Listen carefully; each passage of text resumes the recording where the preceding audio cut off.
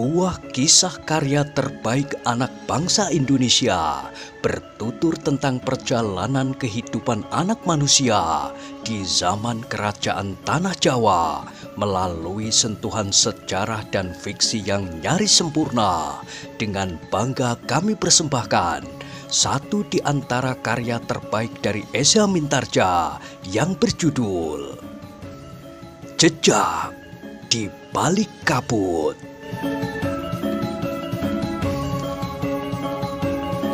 Pada kesempatan yang sangat baik ini, kita masuk pada episode yang ke-122. Selamat menikmati.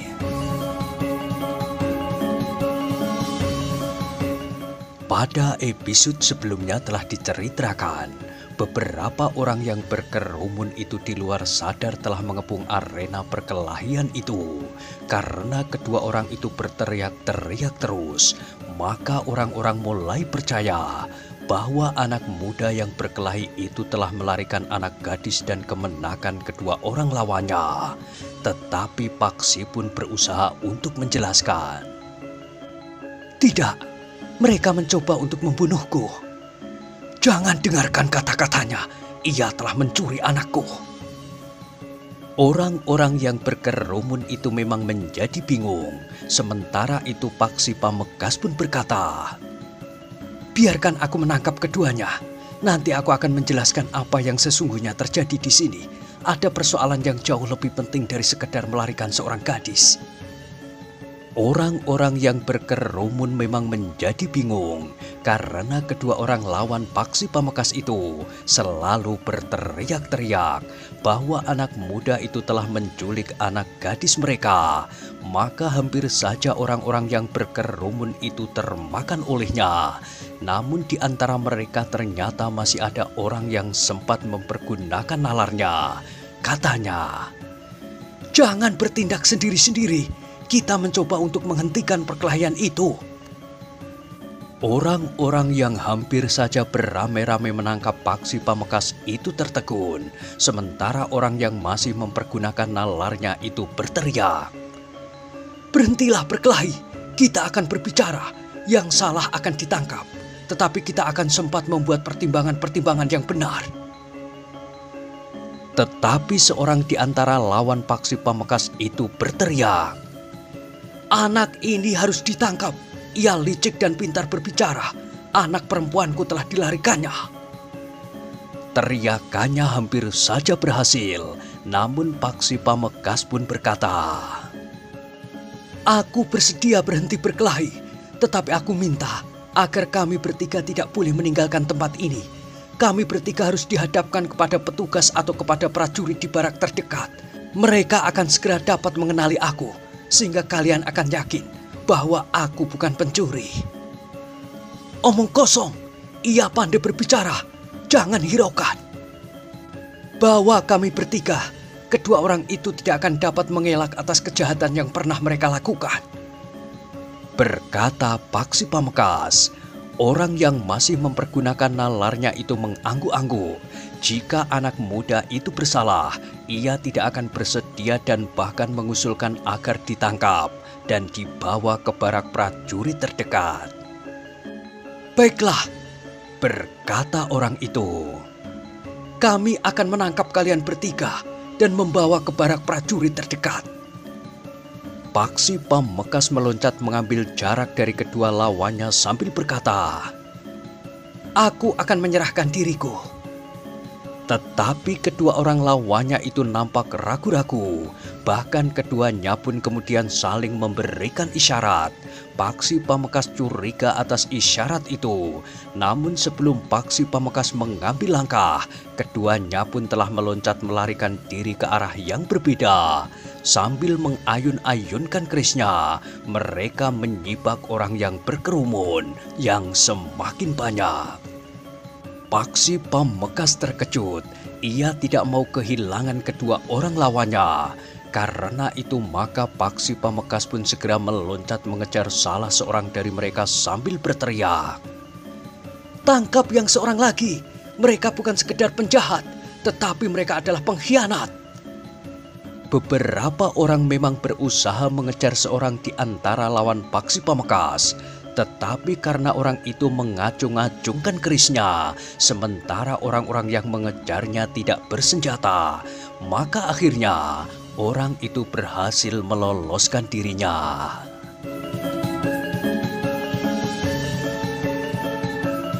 Tetapi yang seorang lagi dikejar oleh Paksi Pamekasan sendiri tidak mampu melepaskan diri dari tangan Paksi Pamekasan. Perkelahian masih terjadi, tetapi Paksi yang telah menyarungkan kerisnya justru sulit untuk dihindarinya. Ketika orang itu berusaha mengayunkan kerisnya menusuk ke arah lambung, Paksi Pamekasan pun mampu mengelak sambil meloncat ke samping. Maka Paksi Pamekasan pun kemudian berhasil menendang pergelangan tangan orang itu sehingga kerisnya terlepas dan jatuh di tanah. Demikian orang itu berusaha bangkit, maka sekali lagi Paksi menyerangnya. Tangannya terayun mendatar menyambar keningnya sehingga orang itu pun terhuyung-huyung surut. Paksi Pamekasan yang memburunya langsung menyerang orang itu pada dadanya. Pukulan tangan Paksi Pamekasan yang menghantam dada orang itu terasa bagaikan hentakan batu sebesar kepala kerbau yang jatuh menghimpitnya. Sekali lagi orang itu jatuh terbanting, namun ia tidak segera dapat bangkit. Matanya menjadi berkunang-kunang, sementara nafasnya menjadi sesak. Paksi Pamekasan membiarkan orang itu yang dengan kesulitan memaksa untuk berdiri tegak. Paksilah yang kemudian memungut keris orang itu. Sambil mengacungkan keris itu ia pun berkata, "Kau aku tangkap." Orang itu tidak dapat mengelak lagi. Ujung keris itu hampir melekat di dadanya sebelah kiri. Jika keris itu ditekan, maka ujungnya akan segera menancap di jantungnya. Sementara itu, beberapa orang telah berdatangan. Seorang di antara mereka pun berkata, "Yang seorang tidak dapat ditangkap." Paksi Pamekasan menarik nafas dalam-dalam. Katanya, "Biarlah, yang seorang ini akan dapat menunjukkan kemana kawannya itu melarikan diri. Aku akan membawanya ke barak di sebelah alun-alun Pungkuran. Ia akan ditahan di sana. Barak itu adalah barak pasukan khusus yang baru pulang dari perburuannya untuk mencari Haryo Wisoko. Tetapi ternyata Haryo Wisoko telah terbunuh justru di kota raja. Iya, aku adalah salah seorang penghuni barak itu." Beberapa orang nampak ragu-ragu untuk memantapkan kepercayaan mereka.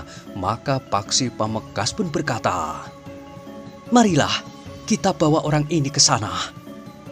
Memang ada di antara orang-orang itu yang kurang percaya bahwa Paksi Pamekasan akan membawa orang yang telah ditangkapnya itu ke barak di sebelah alun-alun Pungkuran.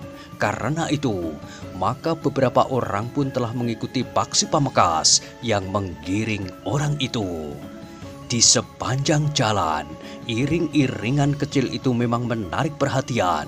Tetapi tidak seorang pun di antara orang-orang yang ikut membawa orang yang ditangkap Paksi Pamekasan itu ke barak prajurit di sebelah alun-alun Pungkuran dapat memberi penjelasan jika ada orang yang bertanya kepada mereka. "Kami kurang tahu, orang itu akan dibawa ke barak prajurit di sebelah alun-alun Pungkuran. Orang itu tentu bukan sekedar pencopet di pasar," desis seseorang. "Kenapa?" bertanya kawannya. "Barak itu untuk sementara dihuni oleh pasukan khusus.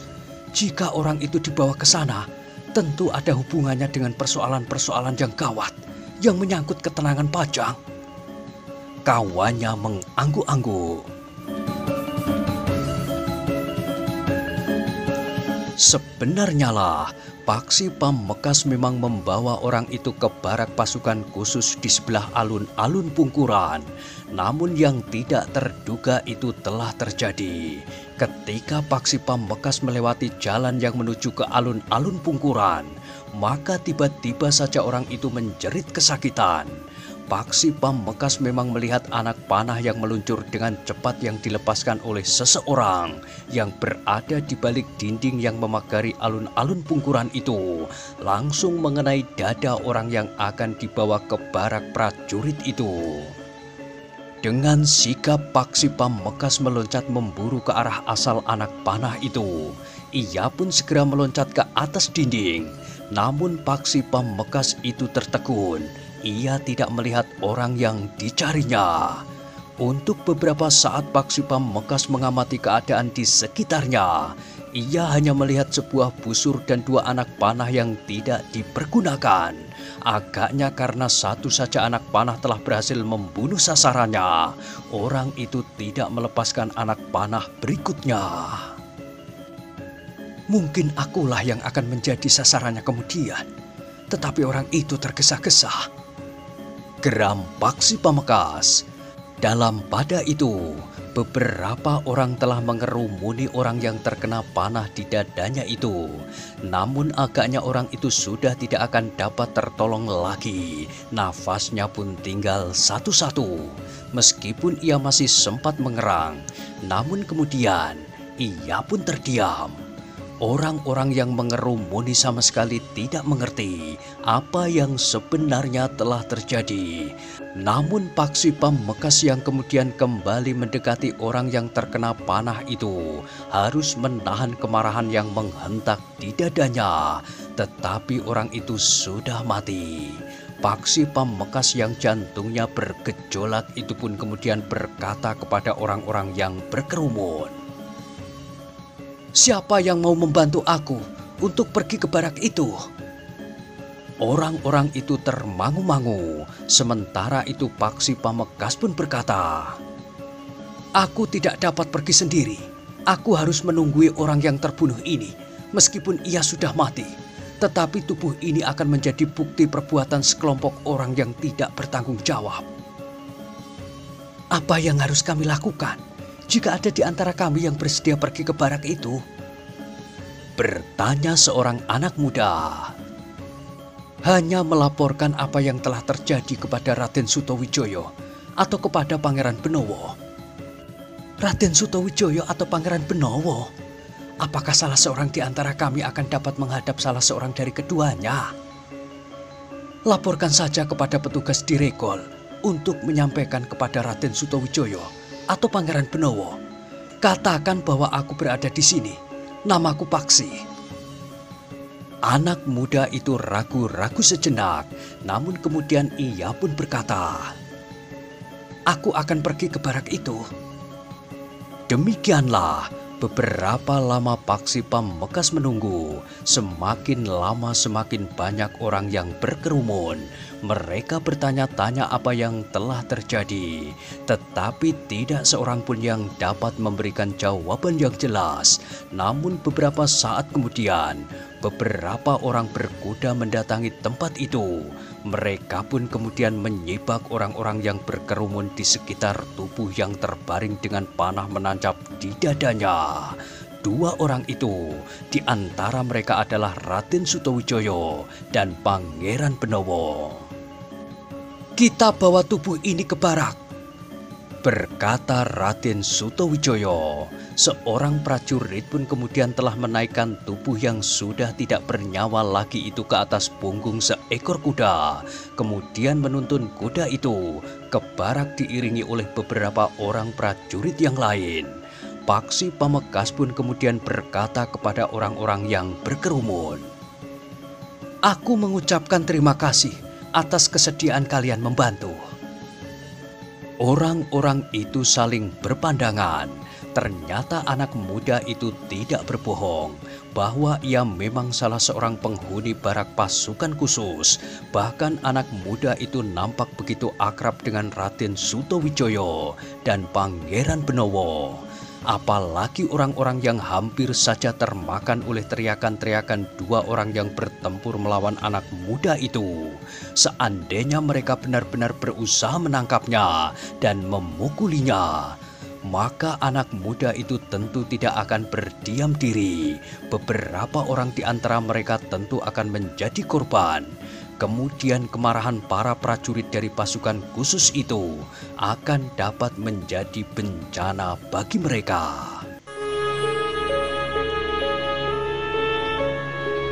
Sejenak kemudian, maka Paksi Pamekasan pun minta diri kepada orang yang masih berkerumun.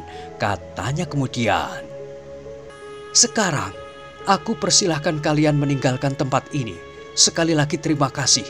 Jika kalian melihat atau mengalami sesuatu yang terasa ganjil, hubungi aku, Paksi. Atau jika besok aku meninggalkan barak itu, hubungi prajurit Pajang dimanapun." Orang-orang yang berkerumun itu berdiri termangu-mangu. Mereka kemudian memandang Paksi Pamekasan yang meloncat ke punggung seekor kuda yang diberikan oleh seorang prajurit kepadanya. Sementara prajurit itu pun berjalan kaki menyusul kawannya yang menuntun kuda yang di punggungnya diletakkan mayat. Orang yang terbunuh oleh panah yang dilepaskan oleh orang yang tak dikenal itu. Jarak dari tempat itu ke barak pasukan khusus itu memang sudah dekat. Memang hanya bergeser beberapa puluh patok saja. Sehingga sejenak kemudian Paksi Pamekasan pun telah berada di barak itu.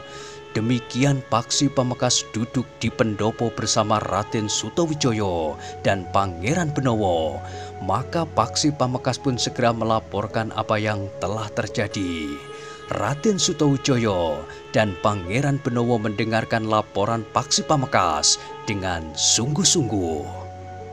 Demikian Paksi Pamekasan selesai menyampaikan laporannya, maka Pangeran Benowo pun berkata, "Aku kagumi kesetiaan para pengikut Haryo Wisoko.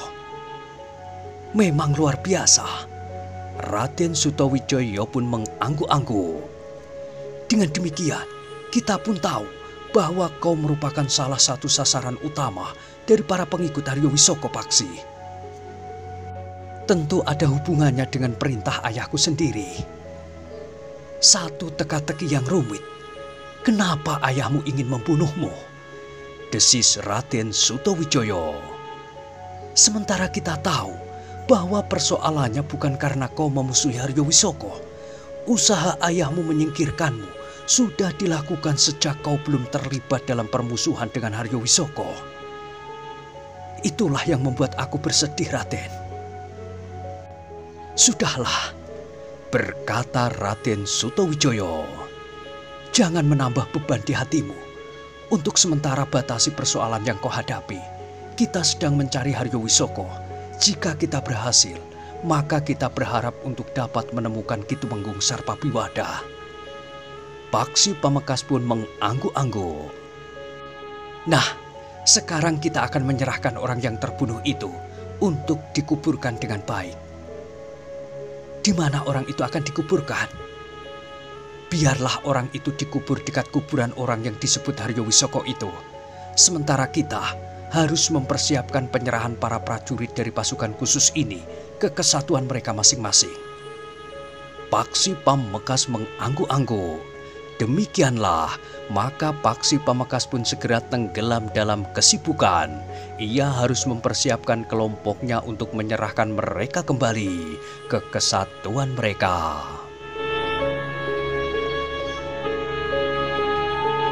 Perpisahan yang segera akan terjadi itu memang tidak menyenangkan setelah beberapa lama mereka bersama-sama. Bukan sekedar bersama-sama bertamasya menyusuri lembah dan lereng-lereng pegunungan yang udaranya segar, tetapi mereka bersama-sama bertarung dengan taruhan nyawa mereka. Beberapa orang di antara mereka benar-benar telah terbunuh, sehingga untuk selamanya tidak akan bertemu lagi. Karena itu, maka hubungan Paksi Pamekasan dan para prajurit menjadi sangat erat. Mereka merasa menjadi sekelompok orang senasib sepenanggungan. "Apakah Ki Lurah dapat masuk ke dalam kesatuan kami?" bertanya seorang prajuritnya. Paksi Pamekasan tersenyum. Katanya, "Aku bukan seorang lurah prajurit yang sebenarnya. Karena itu, aku pun harus kembali ke kesatuanku." "Kesatuan yang mana?" bertanya prajurit yang lain. Bukankah aku berasal dari padepokan di hutan Japung?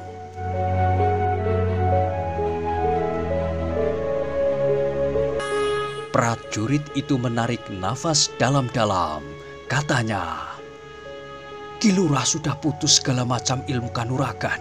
Karena itu, Ki Lurah dapat meninggalkan padepokan dan benar-benar menjadi seorang prajurit. Maka Ki Lurah pun akan benar-benar diangkat menjadi seorang lurah prajurit pada usia yang masih muda. Paksi Pamekasan tersenyum. Katanya, aku harus kembali ke padepokan. Masih banyak yang harus aku pelajari. Pada saatnya aku akan mengabdikan diriku bagi Pajang. Mungkin menjadi seorang prajurit, mungkin lewat jalur pengabdian yang lain. Prajurit itu mengangguk-angguk, namun prajurit yang lain pun berkata, kami berharap bahwa Ki Lurah akan sering datang ke kesatuan kami.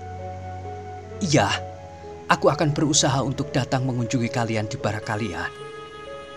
Di barakku tidak ada seorang pemimpin yang memiliki tataran ilmu sebagaimana Ki Lurah Paksi. Jangan membuat penilaian atas atasanmu. Mereka tentu orang-orang berilmu.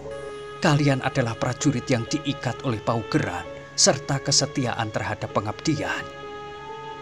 Ketika malam turun, maka di barak pasukan khusus yang jumlahnya tidak terlalu banyak itu, telah diselenggarakan pertemuan khusus untuk menyelenggarakan acara perpisahan. Seorang prajurit yang lukanya masih belum sembuh dengan haru berkata kepada Raden Sutawijaya, Pangeran Benowo dan Paksi Pamekasan, kami belum pernah mendapat seorang pemimpin seperti Raden, seperti Pangeran, dan seperti Ki Lurah Paksi. Tentu tidak, tetapi karena pada saat terakhir kalian berjuang bersama kami, maka seakan-akan kami adalah orang-orang terdekat dengan kalian. Tetapi aku minta bahwa kalian akan dapat kembali pada suasana semula di kesatuan kalian, berkata Raden Sutawijaya. Sementara itu, Pangeran Benowo pun berkata, keberadaan kami di antara kalian jangan sampai merusakkan kesetiaan kalian kepada paugeran bagi seorang prajurit yang harus kalian taati. Aku adalah Pangeran Benowo, putra Kanjeng Sultan di Pajang. Atas nama Ayahanda, Pajang mengucapkan terima kasih kepada kalian. Tetapi tentu dengan pesan bahwa pada kalian masih dituntut kesediaan kalian meningkatkan perjuangan atas dasar pengabdian lebih tinggi lagi. Para prajurit itu mengangguk-angguk. Besok akan ada upacara penyerahan kembali pasukan khusus ini. Upacara itu akan dihadiri oleh Ki Gede Pemanahan yang secara resmi akan mewakili Ayahanda Kanjeng Sultan Hadiwijaya.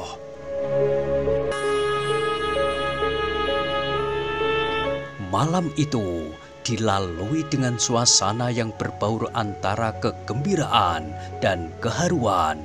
Namun mereka bukanlah orang-orang yang cengeng. Mereka berhadapan dengan kenyataan dan ketahanan jiwa seorang prajurit. Karena itu, maka mereka jalani tugas-tugas mereka dengan hati lapang.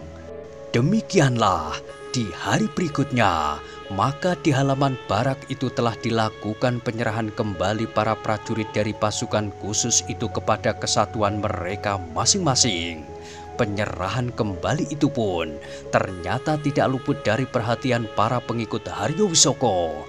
Mereka mengartikan serah terima itu sebagai satu babak akhir dari usaha perburuan terhadap Haryo Wisoko, karena Haryo Wisoko sudah dinyatakan mati.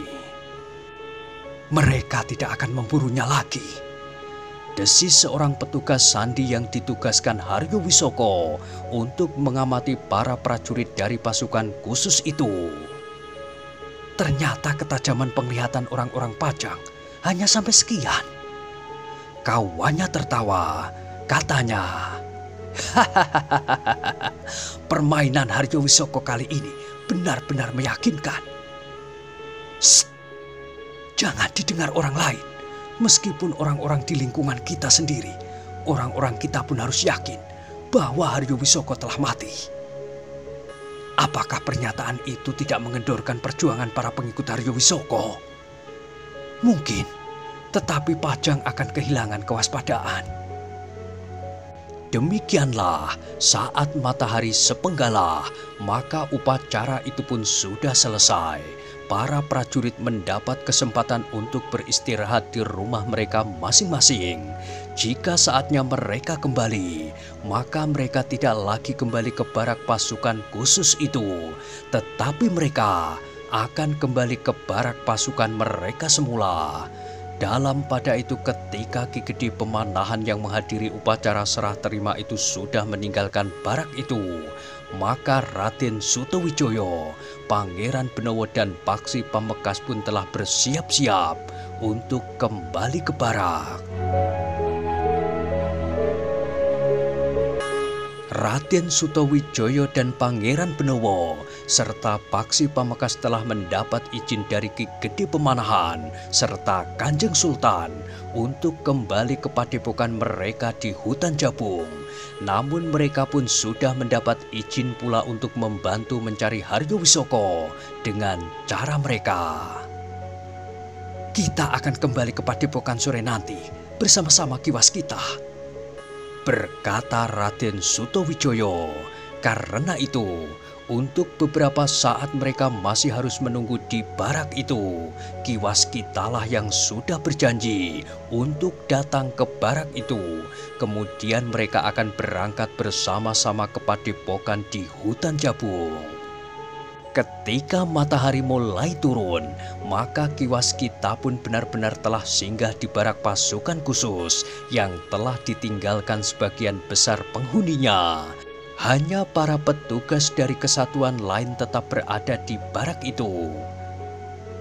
"Kapan kita akan berangkat?" bertanya Ki Waskita. "Kapan saja menurut Ki Waskita?" jawab Raden Sutawijaya. "Pada dasarnya kami sudah siap. Kita tinggal menunggu Ki Waskita. Demikian Ki Waskita memerintahkan kami berangkat, maka kami pun akan berangkat." Ki Waskita mengangguk-angguk. Katanya, "Baiklah, kita akan segera berangkat. Tetapi beri kesempatan aku minum lebih dahulu." "Oh, silahkan Ki Waskita," jawab Raden Sutawijaya. Paksi Pamekaslah yang kemudian bangkit untuk mengambil minuman ke dapur. Untuk beberapa saat mereka masih berada di barak itu, Paksi Pamekas masih sempat bercerita tentang dua orang yang akan membunuhnya ketika ia mengunjungi ibu dan adiknya. Ki Waskita menarik nafas panjang. Katanya, "Kau harus bersyukur bahwa kau berhasil menyelamatkan diri." "Iya Ki Waskita. Namun dengan demikian, kita tahu bahwa rumah itu masih tetap diawasi oleh para pengikut Haryo Wisoko." "Untuk apa sebenarnya Haryo Wisoko itu mengawasi rumah Paksi Ki Waskita? Bukankah Ki Tumenggung sudah tidak ada di rumah?" Ki Waskita menarik nafas dalam-dalam. Dengan nada rendah ia pun berkata, "Agaknya sasarannya memang Paksi." Paksi Pamekas menarik nafas dalam-dalam. Begitu benci ayahnya kepadanya, apalagi setelah keduanya dengan tegas berdiri berseberangan. "Ikatan di antara para pengikut Haryo Wisoko masih juga rapi," berkata Ki Waskita. "Sehingga ketika kau berhasil menangkap seorang di antara mereka, maka dalam waktu singkat mereka dapat menyiapkan orang lain untuk membungkam orang yang telah kau tangkap itu." Paksi Pamekas mengangguk-angguk. Demikianlah setelah Ki Waskita meneguk minumannya, maka ia pun berkata, "Marilah kita berangkat. Berhati-hatilah di jalan. Di antara kita ada dua sasaran penting. Paksi yang sudah dijatuhi hukuman mati oleh ayahnya dan Pangeran Benowo yang membawa cincin kerajaan itu." Pangeran Benowo mengerutkan keningnya, namun ia pun kemudian tersenyum. Katanya, "Iya, ada dua sasaran, tetapi bukankah kuda kita mampu berlari kencang?" Ki Waskita tersenyum, tetapi ia tidak berkata apa-apa lagi. Demikianlah, maka Ki Waskita, Raden Sutawijaya, Pangeran Benowo dan Paksi Pamekasan itu pun segera minta diri kepada pemimpin prajurit yang bertugas di barak itu untuk kembali ke padepokan. Sejenak kemudian maka 4 orang penunggang kuda telah menyusuri jalan yang menuju ke hutan Jabung. Jalan yang semakin lama terasa semakin sepi, apalagi ketika mereka sudah memasuki jalan kecil yang menuju ke hutan itu.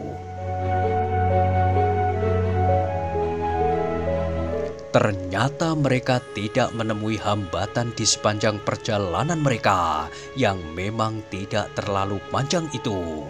Dalam 1-2 hari, Raden Sutawijaya dan Pangeran Benowo serta Paksi Pamekasan itu menjalani kehidupan mereka di padepokan sebagaimana mereka lakukan sebelum mereka meninggalkan padepokan di pinggir hutan Jabung itu. Namun pembangunan padepokan di bawah pimpinan Ki Griyadama itu sudah menjadi semakin nyata. Beberapa bangunan telah berwujud, sedangkan yang lain sudah sampai pada tahap-tahap akhir. Tinggal kemudian sampai pada tahap-tahap penyelesaian pada bagian-bagian yang rumit dan mempercantiknya. Seperti sebelum mereka meninggalkan padepokan, maka mereka pun ikut bekerja sebagaimana para cantrik yang lain. Mereka pun ikut pula memasuki sanggar terbuka dan sanggar tertutup untuk mengikuti latihan-latihan yang menjadi semakin berat. Meskipun Raden Sutawijaya, Pangeran Benowo, dan Paksi Pamekasan sudah berada pada tataran yang lebih tinggi, namun mereka pun dengan tekun ikut pula mengikuti latihan-latihan bersama para cantrik lainnya. Dengan demikian, maka akan dapat menjadi pendorong bagi para cantrik yang lain.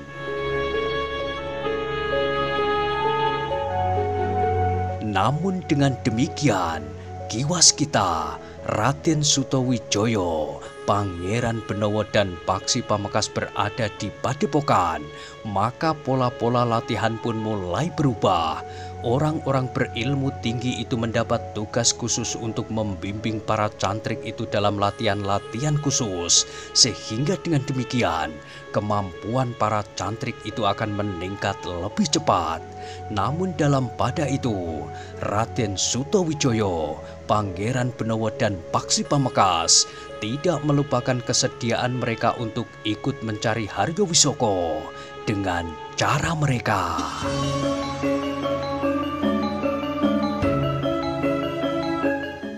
Nah, bagaimanakah kisah selanjutnya?